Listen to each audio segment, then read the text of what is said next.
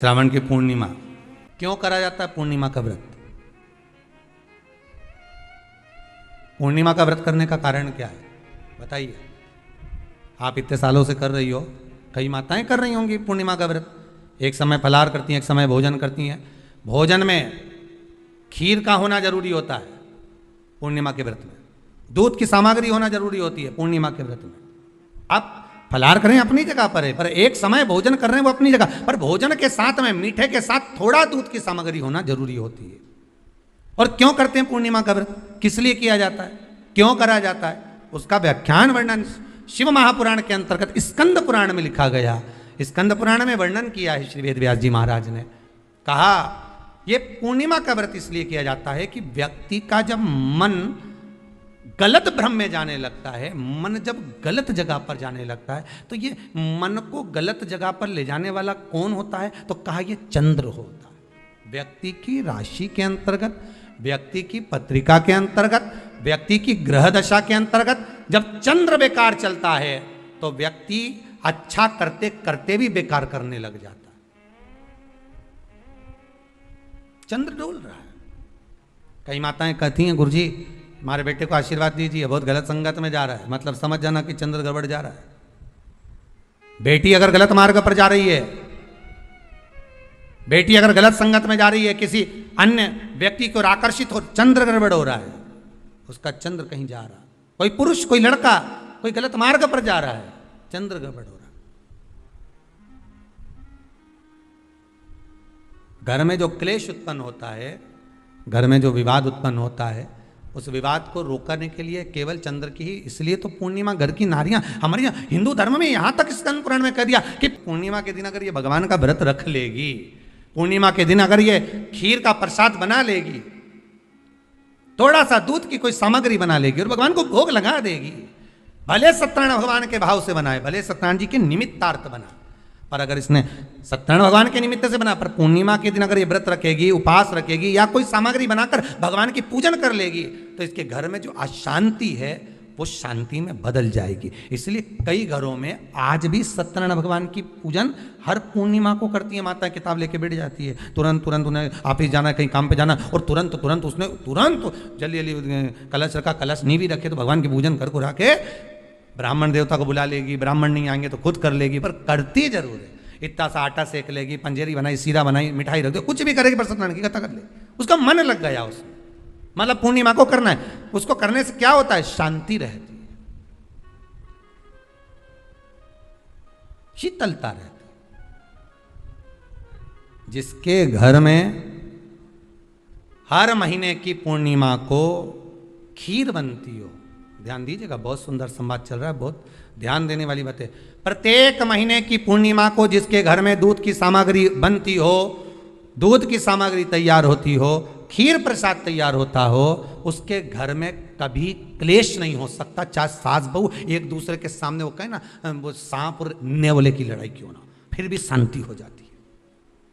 पर प्रत्येक महीने की पूर्णिमा होना चाहिए। ये नहीं कि तुमने एक महीने की पूर्णिमा पे बना लिया और दूसरे महीने की पूर्णिमा को गायब कर दिया। सावन महीने का आखिरी दिन आप शिव को जब 2 लोटा जल चढ़ाएं तो उसमें इत्र का भाव रखकर, कामना कर कर, त्र्यंबकेश्वर बाबा का स्मरण कर कर और महामृत्युंजय मंत्र को जपते हुए, महामृत्युंजय मंत्र का स्मरण करते हुए, और अगर महामृत्युंजय मंत्र याद नहीं हो तो पंचाक्षर मंत्र नमः शिवाय, पंचाक्षर का स्मरण नहीं रहे तो षडाक्षर ओम नमः शिवाय, षडाक्षर का स्मरण नहीं हो तो श्री शिवाय नमस्तुभ्यम मंत्र का स्मरण कर कर इत्र का जल शिव जी को समर्पित करो और बाबा से निवेदन करो कि 1 महीना तेरी कृपा से सावन के निकले, तूने जल चढ़वाया, बीच में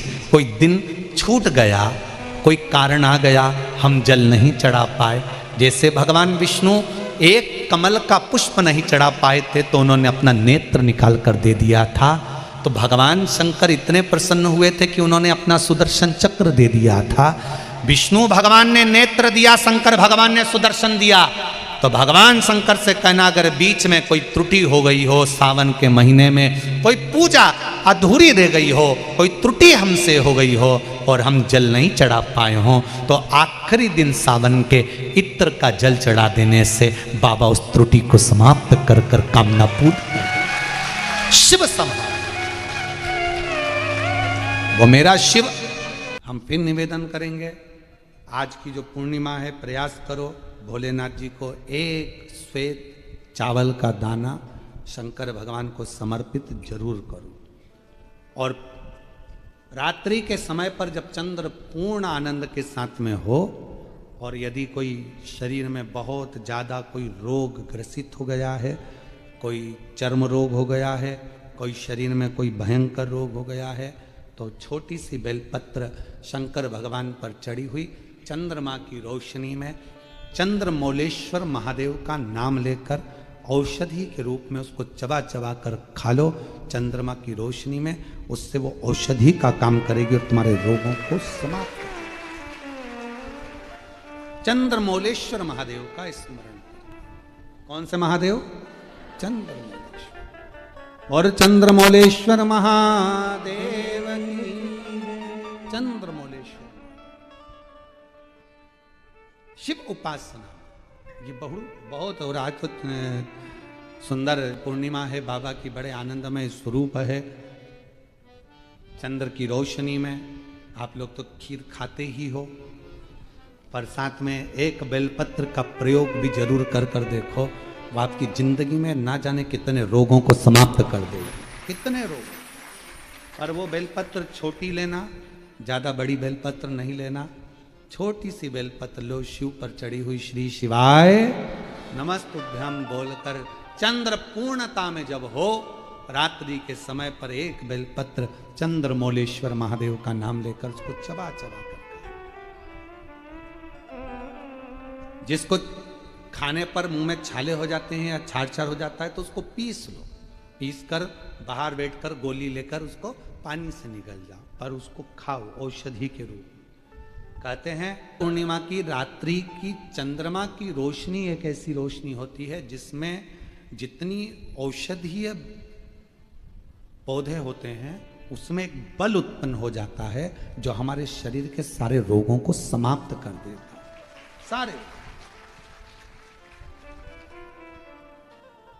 आपके यहाँ खीर रखते हैं, हमारे यहाँ हम हमारे कुबेरेश्वर धाम पर हम बेलपत्र रखते हैं रात्रि के समय पर, और वही बेलपत्र जब कोई बहुत ज़्यादा तकलीफ में होता है तो वही बेलपत्र का चूरा बल सूख जाती है, उसको दे देते हैं, भाई यही पाते रहो। औषधीय तत्व है। आप लोग छत पे खीर रखो, हम बेलपत्र रख देते हैं, अमृत इसमें, वो तो पहले से ही तो बेलपत्र और बलवान हो जावे और आनंदित हो। औषधि शिव तत्व है हमारा, भगवान शंकर की आराधना साधना अवश्य। पूर्णिमा का व्रत जो करते हो ना आप लोग, रखिए। अब पूर्णिमा के व्रत में आपने कई बार किताब पढ़ी होगी पूर्णिमा की, या आपने व्रत किया होगा, या पूर्णिमा का व्रत आप धारण करे होगे, तो उसमें पूजन कौन से भगवान की होती है?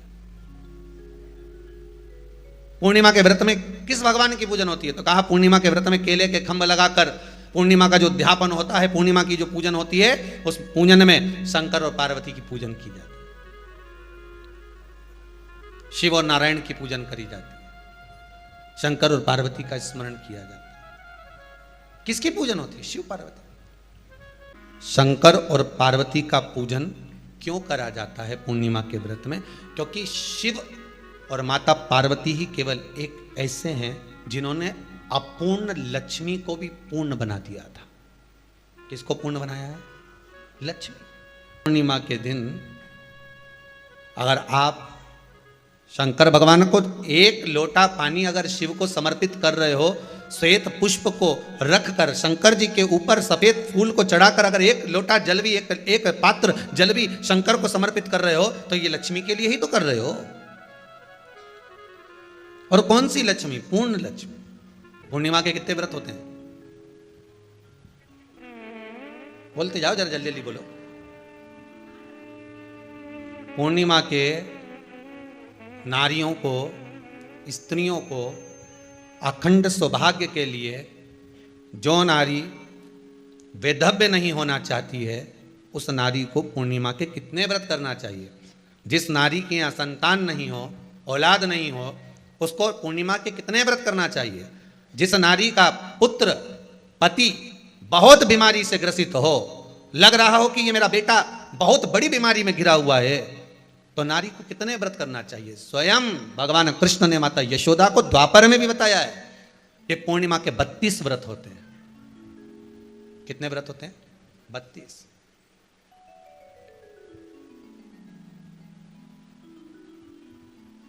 स्वयं भगवान कृष्ण यशोदा रानी को, माता यशोदा जी को भी बता रहे हैं 32 व्रत। अब आपको किसी ने बता दिया होगा कि 8 कर लो, 7 कर लो, 6 कर लो, 12 कर लो, इसलिए आपने बोला कि 12 कर लीजिए, 32 कर लीजिए। अरे यहां तो द्वापर की कथा भी कहती है। यशोदा जी ने एक बार भगवान कृष्ण को रोक कर कह दिया, ए कन्हैया रुको। कन्हैया बोले, बोलो मां क्या बात है। कन्हैया जरा रुकिए, इधर आओ जरा, भगवान कृष्ण आए। हाँ मां बोलिए। किस जगह का प्रसंग है ये? जिस समय पर राधा रानी कुरुक्षेत्र में नंद बाबा और यशोदा जी को लेकर कुरुक्षेत्र के कुंड में, ब्रह्म सरोवर में स्नान कराने के लिए लेकर जाती है, ग्रहण का समय पर। और जब भगवान कृष्ण उस कुरुक्षेत्र के उस सरोवर में स्नान करने आते हैं, तब यशोदा जी ने अपने लाला से प्रश्न किया है, पूछा है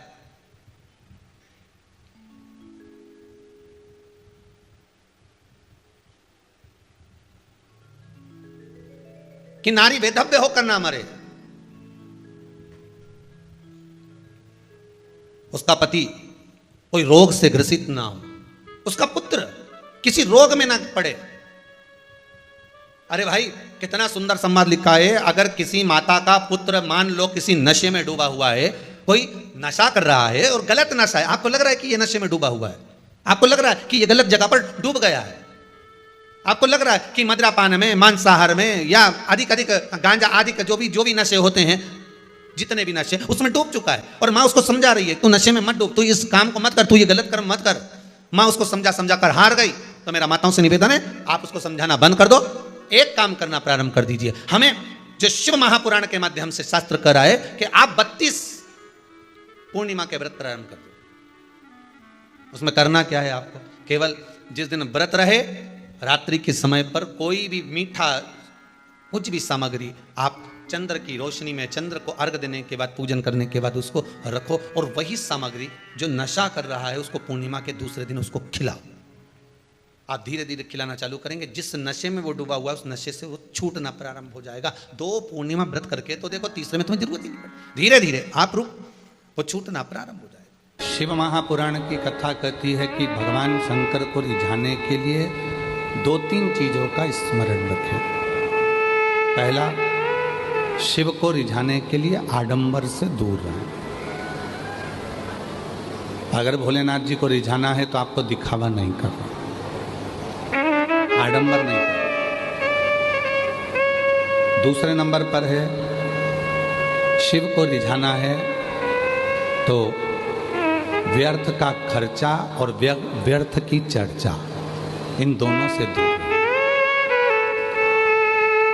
शिव को रिझाने के लिए व्यर्थ के खर्चे से भी दूर रहना और व्यर्थ के चर्चे से भी। कर्जा लेकर कोई व्रत मत करना, कर्जा लेकर भगवान शंकर की पूजन मत करना, कर्जा लेकर कोई उद्यापन मत करना, कर्जा लेकर कभी जिंदगी में शिव महापुराण की कथा मत कराना।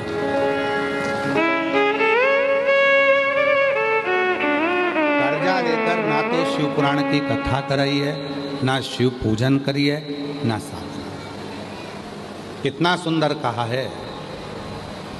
शिव महापुराण की कथा कहती है, भगवान शंकर का चरित्र कहता है, शिव तत्व कहता है, शिव पुराण कहता है। ध्यान से सुनना। तुम्हारी पूजन की थाली लेकर तुम शिवजी के मंदिर में गए हो,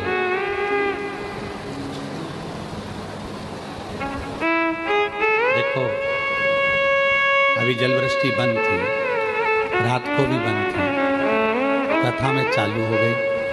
क्यों? क्योंकि बाबा पूरी पूरी परीक्षा लेता है, तभी तो देता है, तभी तो देता है।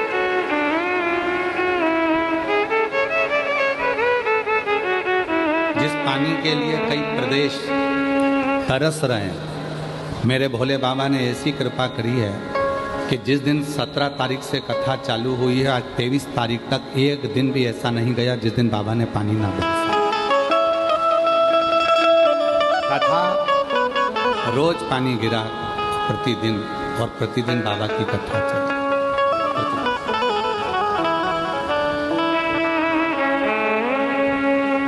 तो भगवान शंकर को रिझाने के लिए 2-3 चीजों का ध्यान रखो।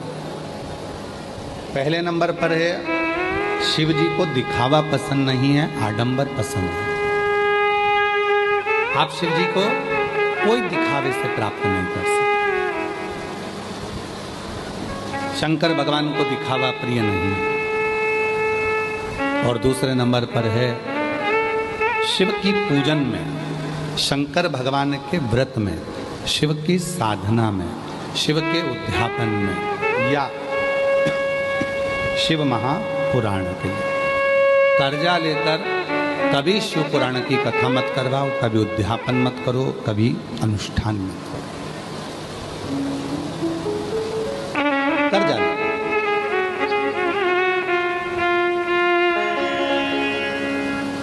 जिस दिन मेरा उघड़दानी पंडाल में बैठकर कथा सुनो, जिस दिन मेरे भोले बाबा कृपा कर दें, तुम्हारी झोली इतनी धन से भर दें, तुम्हारी इतनी संपदा दे दें, तो बस उसी दिन सोच लेना कि मुझे कथा कराना। कर्जा लेकर नहीं, भैया देना जरा, मेरे को कथा करा रहा हूं। किसकी कथा करा रहे हो? सियोर वाले बाबा की कथा। हो देव जरा भाई, 25 लाख रुपए कर्जे में दे दे, मेरे को कथा कराना है। कौन ने बोला कि कर्जा कर कर कथा करो? और कौन बोलता है कि कर्जा लेकर कथा करो? ना। जिस दिन मेरा डमरू वाला, जिसका नाम कुबेरेश्वर महादेव है, जिस दिन वो तुम्हारी झोली कुबेर के भंडारे से भर दे, उस दिन तुम कथा करो।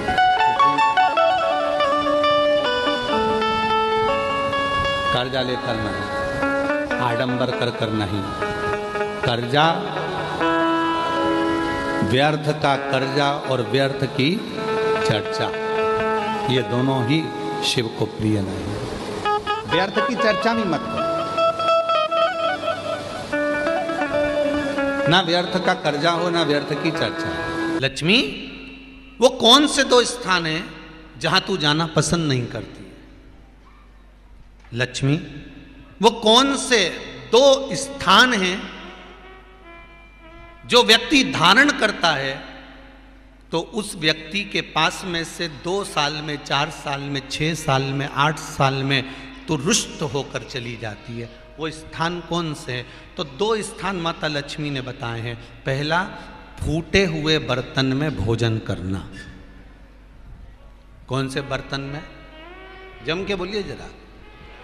जो टूटा बर्तन होता है, खंडित बर्तन होता है, फूटा हुआ बर्तन होता है, कहीं गिलास की किनोर टूट गई है, कहीं कटोरी की किनोर टूट गई है, कहीं थाली की किनोर टूट गई है, और तुम कहीं प्लेट की किनोर टूट गई है और तुम उसमें भोजन कर रहे हो, तो टूटे हुए बर्तन में भोजन करने वाले के पास में लक्ष्मी छिन्न हो जाती है, उसका भाग्य भी फूटे हुए बर्तन की तरह हो जाता है। ये लक्ष्मी का। और दूसरा, फटे हुए वस्त्र धारण करने वाले का भाग्य भी फटे हुए वस्त्र की तरह, जैसे फटा हुआ कपड़े का रेसा रेसा निकलता है, उसी तरह फटे हुए वस्त्र धारण करने वाले की भी जिंदगी में परिश्रम का रेशा निकलता रहता है, पर उसको सुख का भान नहीं होता। आज के जमाने में ये फटे हुए कपड़ों का फैशन आ गया, ये बड़ा दुख की घड़ी है।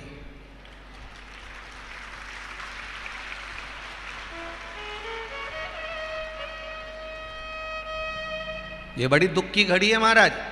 और लोग उसको फैशन समझ रहे हैं।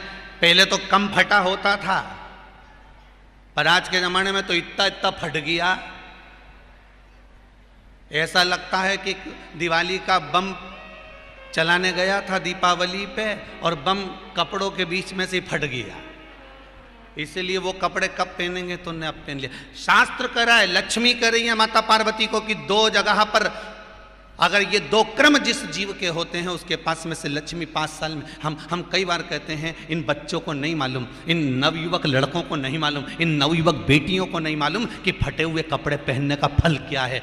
आज नहीं, विवाह कर कर जब जाएगी तो मायके से जब ससुराल जाएगी, तूने कुंवारी अवस्था में तो खूब फटे हुए कपड़े पहन लिया ने, मम्मी मैं तो जीन्स लूंगी ने ये लूंगी, तू तो खूब फटे हुए पहन, पर वहां जब जाएगी तब मालूम पड़ेगा कि रोना किसको कहते हैं।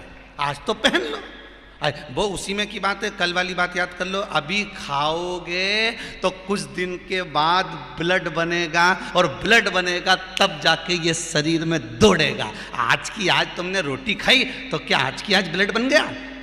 जम के तो बोलो रे खरगोन वालो, नहीं बनाना। आज खाया है तो ब्लड 8 दिन में, 4 दिन में, 6 दिन में, 2 दिन में, 5 दिन में, 3 दिन में बनेगा। आज की आज ब्लड नहीं बनेगा।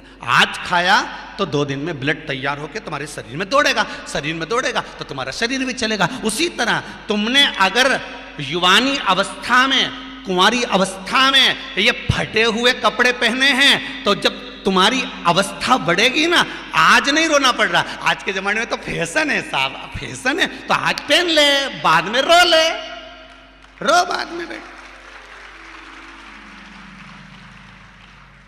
नहीं, ताली बजाने से कुछ नहीं होगा री जीजियो, फालतू की बात है। आज यहां से जाते से ही अपने को एक ही काम करना, जितना फटा हुआ कपड़ा है इनके सबके पोछा लगा दो, बाल्टी में डुबाई डुबाई के। ये ताली बजाने से कुछ नहीं होगा। लोग तो कब से चिल्ला रहे हैं हम सुधरेंगे, जम के तो बोलो।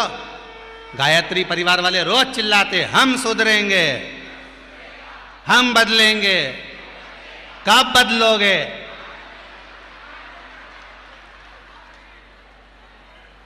जबरदस्ती का चिल्लाता फिरो हम बदलेंगे, हम बदलेंगे। काहे के बदले? तुमसे ज्यादा तो मेहंदी बदल गई, यहां थी।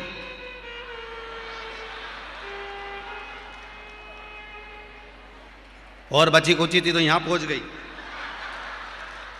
यहां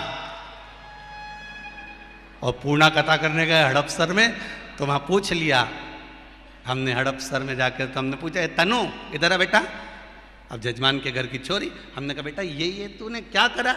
अरे गुरुजी वो टेटू है नहीं, टेटू बनवाया है। हमने कहा कितने का बनवाया? अरे गुरुजी 700 रुपये का। हमने कहा तुम मुंबई पूर्णा वाले फालतू का खर्चा करते हो, 700 रुपये का कहीं गाय को चारा देते तो बेचारी 2-4 दिन तक खाती। अब 700 रुपये का तूने टेटू बनवाया। अरे गुरुजी फैशन चल रहा है। तब हमने कहा बनवाने की जरूरत क्या थी, खुद बना लेती, फ्री में बन जाता। तो क्या गुरुजी अपना हाथ नहीं पहुंचे? नहीं। हमने कहा कैसे नहीं पहुंचे? पहले दीवार पे बनाओ, उन्हें चिपक जाओ। कैसे नहीं पहुंचे?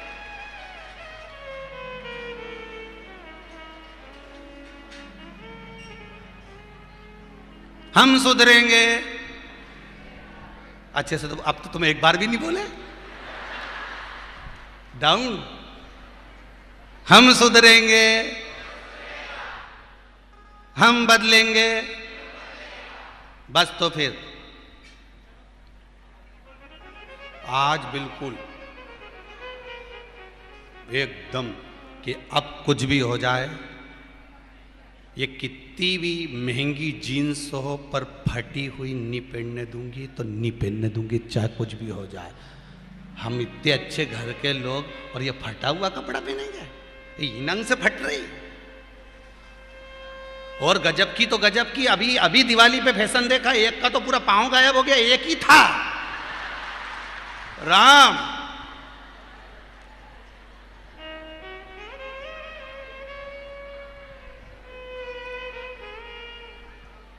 ए सुधर जाओ रे, जितने सुन रहे हो, नहीं तो सिधर जाओ रे। सुधरना जरूरी है।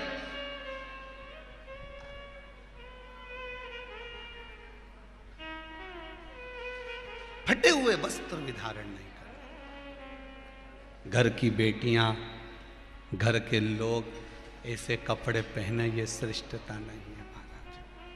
थोड़ा सुधार। कहा शरीर को भोगना था, फिर मनुष्य क्यों ये जीव आत्मा क्यों भोग रहे? क्योंकि जीवात्मा मरती नहीं। इसको जब भुगताया जाता है तो ये भोगती रहती है, तड़पती है, चिल्लाती है, अब नहीं करूंगी गलती, क्षमा कर दो मुझको।